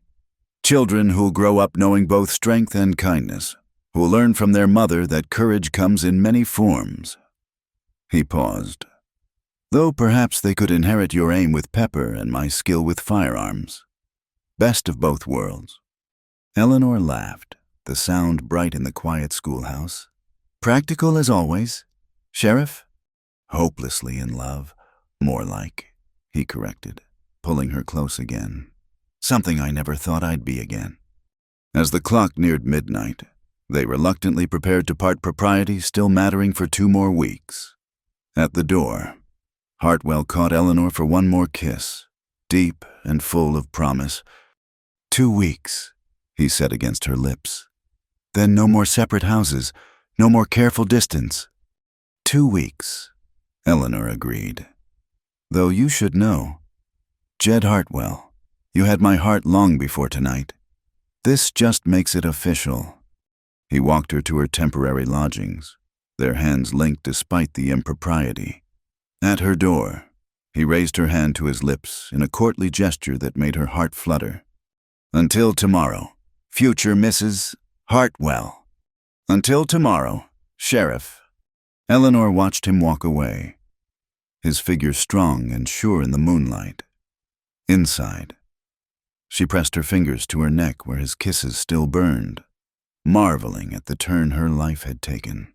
From grieving widow to frontier teacher to a woman loved by the most honorable man she'd ever known. 2 weeks until Christmas Eve, until vows spoken before the community they'd helped rebuild. 2 weeks until she could wake beside him every morning, face whatever challenges came knowing they'd meet them together. Eleanor smiled, already imagining the schoolhouse decorated with winter greenery, children singing carols, the whole town celebrating not just a wedding but the promise of new beginnings. It would be perfect not in the society sense she'd once known, but in the way that mattered, real, honest, built on mutual respect and deep love. Through her window, she could see Hartwell's silhouette still visible on the street, standing guard even now, her protector, her partner, her unexpected love found in the most unlikely place. "I'll devour you till dawn," he'd promised, and Eleanor shivered with anticipation. Not just for the passion those words implied, but for all the dawns to come each one shared, each one building the life they'd chosen together. 2 weeks, then forever. The thought warmed her more than any fire as she prepared for bed, the events of the evening replaying in her mind. Tomorrow she'd teach eager young minds in the new schoolhouse. Tonight, she'd dream of strong arms and gentle kisses, of promises made and futures planned. Eleanor Whitmore, soon to be Hartwell, smiled as sleep claimed her. The night of promises had ended, but their story, their true story, was just beginning. Part 7.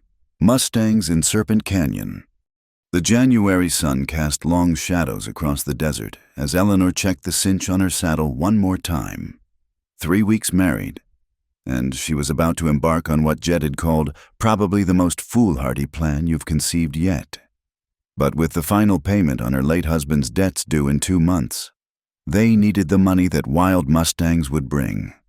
"You sure about this?" Ben Morrison asked, adjusting his own gear. He'd agreed to join their expedition, knowing the canyon country better than most. Serpent Canyon's no place for greenhorns. "I'm hardly a greenhorn anymore," Eleanor replied, though her stomach fluttered with nerves. She'd been practicing daily roping, riding, reading the subtle signs of water and weather that meant survival in the harsh landscape. Jed emerged from their house carrying the last of the supplies. Even after 3 weeks, Eleanor's heart still skipped seeing him in the morning light.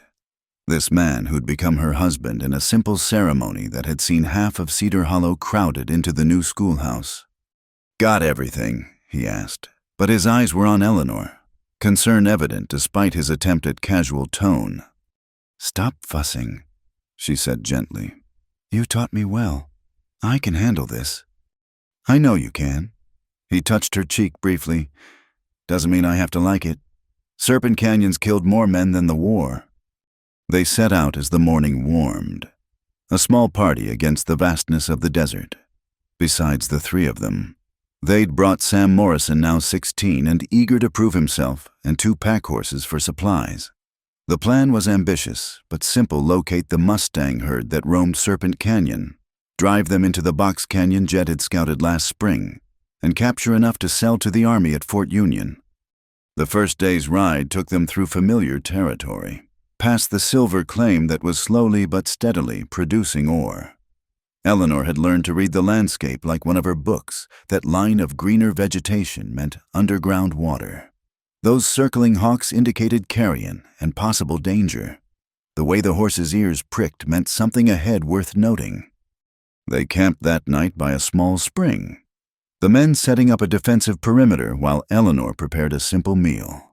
She'd come far from the woman who'd arrived in Cedar Hollow knowing little beyond cooking on a proper stove. "Tell us again about the Mustangs, Sheriff," Sam requested, eyes bright with anticipation. Jed settled against a boulder, rifle across his knees. "Counted at least 20 head last spring, led by a stallion the Mexicans call El Diablo Blanco, the White Devil. Smart as they come. Been avoiding capture for years." "Why do they stay in Serpent Canyon?" Eleanor asked, though she'd heard the answer before. She liked watching Jed teach, seeing him share knowledge with the same careful precision he brought to everything. Water, Jed explained. There's a year-round spring deep in the canyon. One of the few reliable sources for miles. The canyon's a natural fortress, one way in. Steep walls, plenty of grass in the hidden meadows. Perfect if you're a horse, dangerous if you're hunting horses.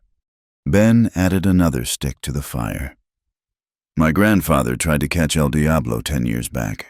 Came home with a broken leg and stories about a horse that could think like a man.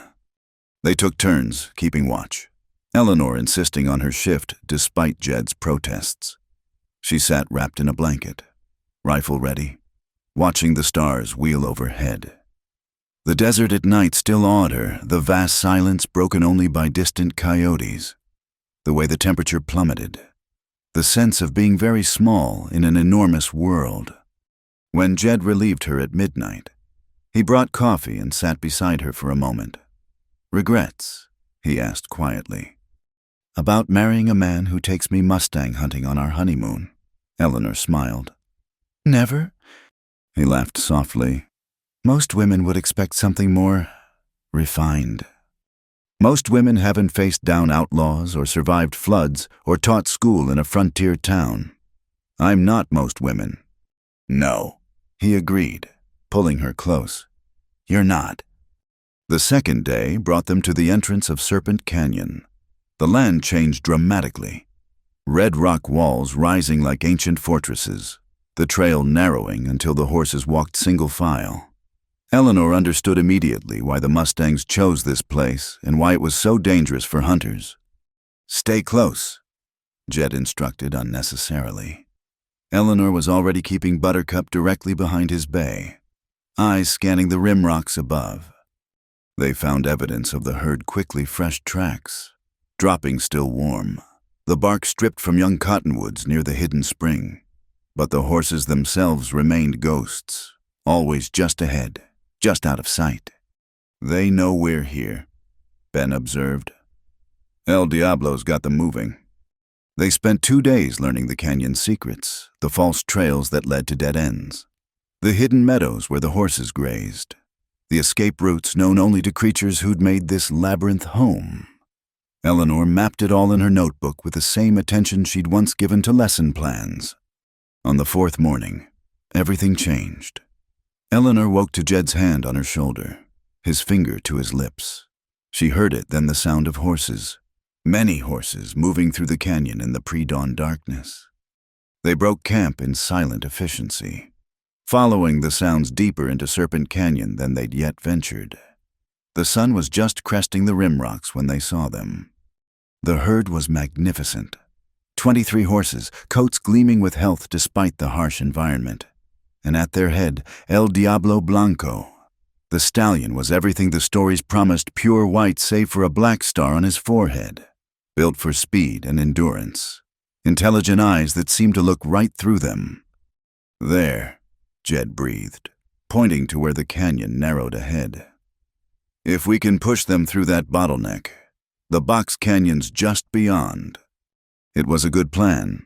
It might even have worked if El Diablo had been an ordinary horse. But as they moved to position themselves, the stallion issued a sharp whinny and the herd wheeled as one, racing back the way they'd come. "Cut them off!" Ben shouted, spurring his mount forward. What followed was controlled chaos. Horses running, ropes swinging, the thunder of hooves echoing off stone walls. Eleanor found herself racing alongside a young mare, rope ready. Everything Jed had taught her crystallizing into instinct. The loop settled clean around the mare's neck, and Eleanor felt a surge of triumph. Then Buttercup stumbled. Time slowed as Eleanor felt herself flying, the ground rushing up. She hit hard, rolling as Jed had taught her, coming up bruised but unbroken. Buttercup had recovered, but the mare was fighting the rope, and Eleanor had seconds to decide release and lose her, or hold on and risk being dragged. She held on. The mare dragged her 20 feet before Eleanor managed to dig her heels in, using her weight and a convenient boulder to anchor the rope. The mare fought, then slowly, gradually, began to calm. Eleanor, Jed was there, leaping from his horse, hands running over her, checking for injuries. "Are you hurt?" "I'm fine," she gasped, spitting dirt. "But I got her. I got one." His laugh was shaky with relief. "You incredible woman. Yes, you got one." By day's end, they'd captured 7 horses, not the 20 they'd hoped for, but enough to make the enterprise worthwhile. El Diablo and the rest of the herd had vanished into secret trails, but the horses they'd caught were strong and healthy. "The army will pay good money for these," Ben said, grinning despite his own collection of bruises. $40 a head at least. Eleanor did the math quickly. $280. More than enough to clear the debt and have seed money for the horse ranch we discussed. They spent another 2 days in the canyon, conditioning the captured horses to human handling. Eleanor discovered a natural affinity for the work, her patience and steady presence calming even the most skittish animals. By the time they left Serpent Canyon, leading their string of mustangs, she could touch each horse without flinching. The journey to Fort Union took 3 days. Eleanor had expected to feel out of place at the military post, but the officers treated her with surprised respect once they learned she'd helped capture the horses. The quartermaster, a grizzled veteran named Sergeant O'Brien, examined each animal carefully. "Fine stock," he pronounced. "That mare especially good breeding lines. I'll give you $50 each for the lot." "50, Sam Morrison blurted. "That's $350. Eleanor finished smoothly. "We accept." As they rode home, significantly wealthier and trail-weary, Jed reached over to take Eleanor's hand. "You did well. Better than well. You're a natural horsewoman." "I had a good teacher," Eleanor replied. "Though I think I'll be happy to return to teaching children instead of chasing mustangs for a while." "Only for a while," Ben laughed. "Mrs. Hartwell, I think you've caught the fever. Mark my words, by spring you'll be planning another expedition." Eleanor started to protest, then stopped. He was right. Despite the bruises, the fear, the bone-deep exhaustion, she'd loved every minute of it.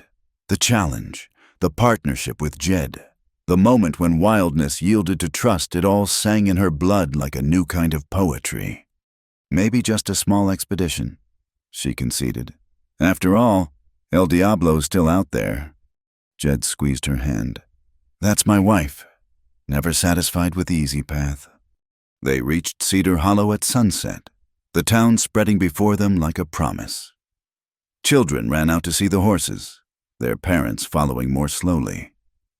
Eleanor saw the mixture of expressions: surprise, respect, a grudging admiration for the schoolteacher who'd proven once again that she was more than they'd expected. "Mrs. Hartwell," Alice Murphy called out. "Did you really catch wild horses?" "We all did," Eleanor replied, but she was smiling. "And I'll tell you all about it in class tomorrow. It's quite an educational story about geography, animal behavior, and applied mathematics." The crowd laughed, and Eleanor felt the last of the old barriers crumble. She was no longer the scandalous widow or the outsider teacher. She was Mrs. Eleanor Hartwell, educator, horsewoman, full partner to the sheriff, and proud citizen of Cedar Hollow.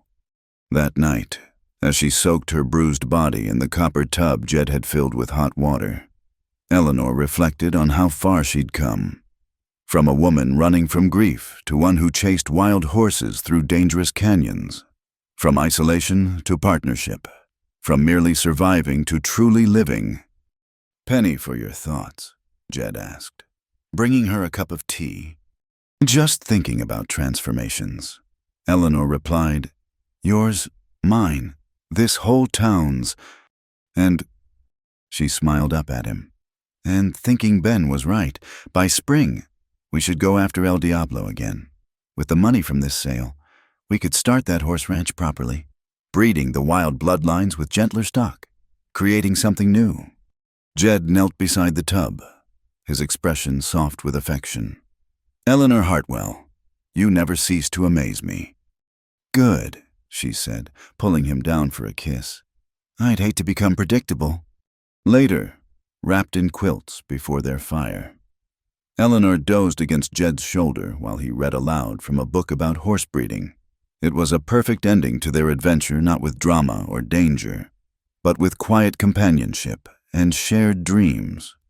Tomorrow she'd return to teaching, her students eager to hear about their expedition.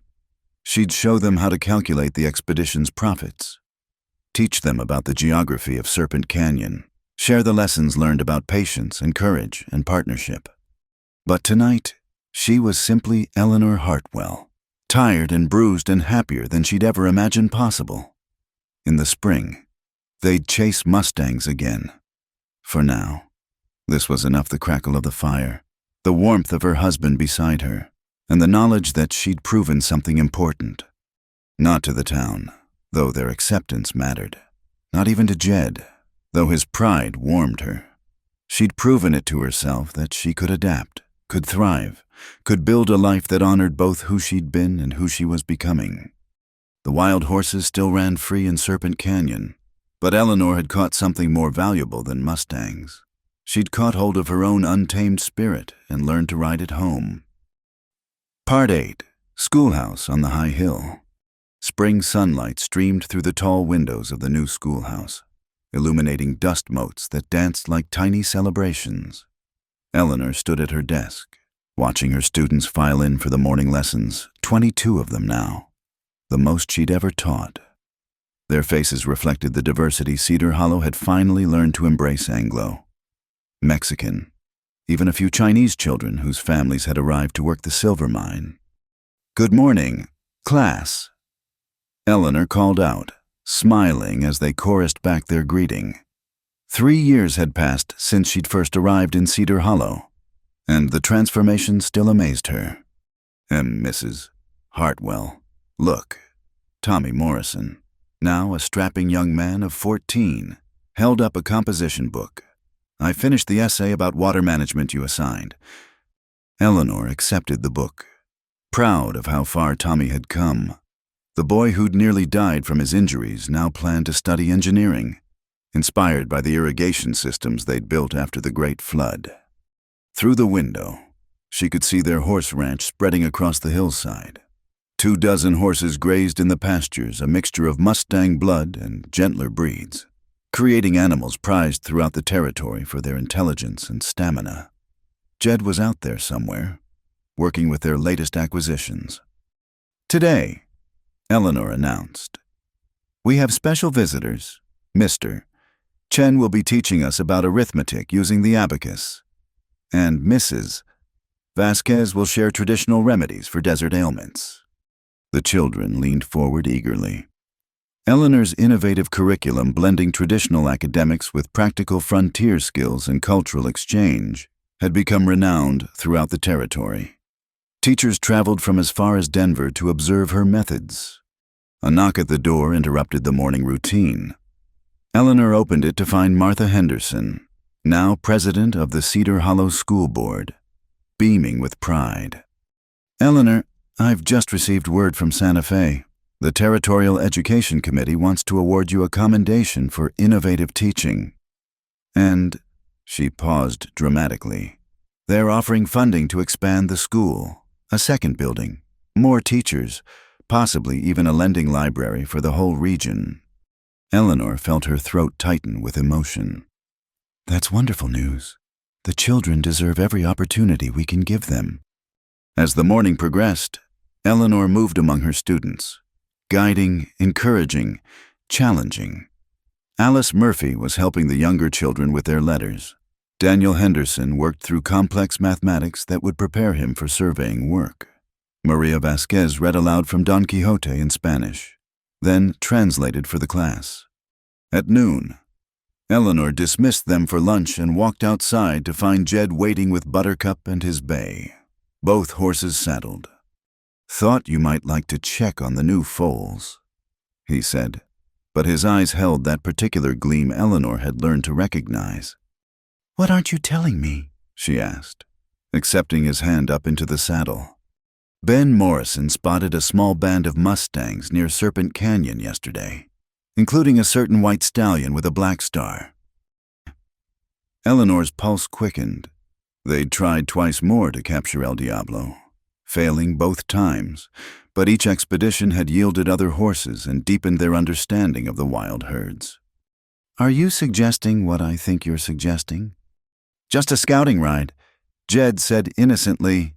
"School's out for the weekend tomorrow. We could take a small party, see if the spring foals are with them." Eleanor laughed. "You're as bad as I am." "Yes, of course. Though I notice you waited until after the school board's visit to mention this." They rode up to their ranch house, a sturdy structure of adobe and timber that had grown room by room as their prosperity increased. The original homestead cabin was now a guest house where traveling teachers stayed when visiting Eleanor's school. The stables held their pride horses bred for intelligence and endurance, trained with Eleanor's patient methods. The Army contract remained steady, but their real success came from supplying remounts to cattle drives and breeding stock to other ranches. Sheriff Mrs. Hartwell. Young Sam Morrison jogged up from the lower pasture. At 19, he'd become their primary horse trainer, with a gift for gentling even the most spirited animals. "That mare you brought in last month just foaled. Pretty little filly. Looks just like her mama, except for the white socks." They followed Sam to the foaling stall, where indeed a beautiful filly nursed beside her mother. Eleanor never tired of these moments' new life, new possibilities. "What'll you name her?" Sam asked. Eleanor studied the foal's delicate face and bright eyes. "Hope," she decided. "It suits her." That evening, Cedar Hollow gathered for its monthly social in the schoolhouse. These events had become a cornerstone of the community part-town meeting, part celebration, part cultural exchange. Eleanor watched with satisfaction as former enemies shared food and conversation. Judge Harrison, the federal official who'd presided over Watson's trial years ago, had returned for a visit. He cornered Eleanor during a break in the dancing. "So, Mrs. Hartwell, I've been hearing remarkable things about your work here, the integration of different communities, the practical education, the way you've helped transform this town. It's exactly what the territory needs." "Thank you, Judge, but I can't take all the credit. Cedar Hollow chose to change. I just helped guide the process." "Nevertheless," the judge continued, "I'm recommending to the governor that Cedar Hollow be considered for the new territorial normal school. We need a place to train teachers in modern methods, and I can't think of a better model than what you've created here." Eleanor felt lightheaded. A normal school would mean Cedar Hollow could train the next generation of frontier teachers, spreading their methods throughout the Southwest. I'm honored, Judge, truly." "You've earned it," he smiled. "Though I hear you still chase wild horses in your spare time." Eleanor laughed. "A teacher needs her hobbies." Later that night, as she and Jed danced to the fiddle music, she shared the judge's news. Jed spun her in a circle, his face bright with pride. "A teaching college in Cedar Hollow. Who would have imagined when you first rode into town?" "When we first met," Eleanor corrected. "You were a hermit doctor, and I was a desperate schoolmarm. Look at us now, sheriff and teacher, ranch owners, pillars of the community. Hunters of wild horses," Jed added with a grin. "Don't forget that part." The next morning dawned clear and perfect for riding. Their scouting party included Ben and Sam Morrison, two of Eleanor's graduated students who'd proven themselves capable, and Maria Vasquez, whose knowledge of the desert surpassed them all. They found the Mustang band exactly where Ben had reported. Grazing in a hidden valley just outside Serpent Canyon, El Diablo stood sentinel as always, and Eleanor's breath caught seeing him again, still magnificent, still free, now with several offspring showing his distinctive markings. "Look there," Maria whispered, pointing to a yearling colt. "That one has his intelligence. See how he watches us?" They didn't attempt capture this time. content to observe and learn. Eleanor sketched the herd dynamics in her notebook, noting which horses stayed close to the stallion, which young ones showed promise. "We could take a few of the younger ones," Sam suggested. "Leave El Diablo and his core band free." Eleanor exchanged glances with Jed, seeing her own thoughts reflected in his eyes. "No," she said quietly. I think it's time we stop chasing El Diablo. Let him stay wild. Keep his bloodline pure out here. We have enough domestic stock now." "But he's worth a fortune," one of the young men protested. "Some things," Jed said firmly, "are worth more running free. We'll take our breeding stock from other bands. Leave this one as it should be." They watched the Mustangs until afternoon, when El Diablo led his band deeper into the canyon system. As the white stallion disappeared into the shadows, Eleanor felt a chapter closing and another beginning. The ride home was quiet, contemplative. Eleanor realized she no longer needed to prove herself by conquering every challenge. She'd found her place, her purpose, her partner. The wild horses could run free. She'd caught what she needed. That evening, as she prepared lessons for the coming week, Jed brought her tea and settled beside her at the big desk they shared. "Any regrets?" he asked. "About El Diablo?" "None," Eleanor said honestly. "It feels right, letting him go. We've built something better than I ever imagined the school, the ranch, this life together. Some dreams need to stay dreams. And new dreams," Jed touched her hand gently. "The normal school, training teachers, that's a big responsibility. One I'm ready for." Eleanor turned her hand to interweave their fingers. "Though I was thinking, if we're going to be training young teachers, having them stay at the ranch, we might need to expand again, perhaps add a few more rooms to the house." Jed's eyes sharpened with understanding. "Rooms for student teachers. Or," Eleanor said softly, "for children, our children."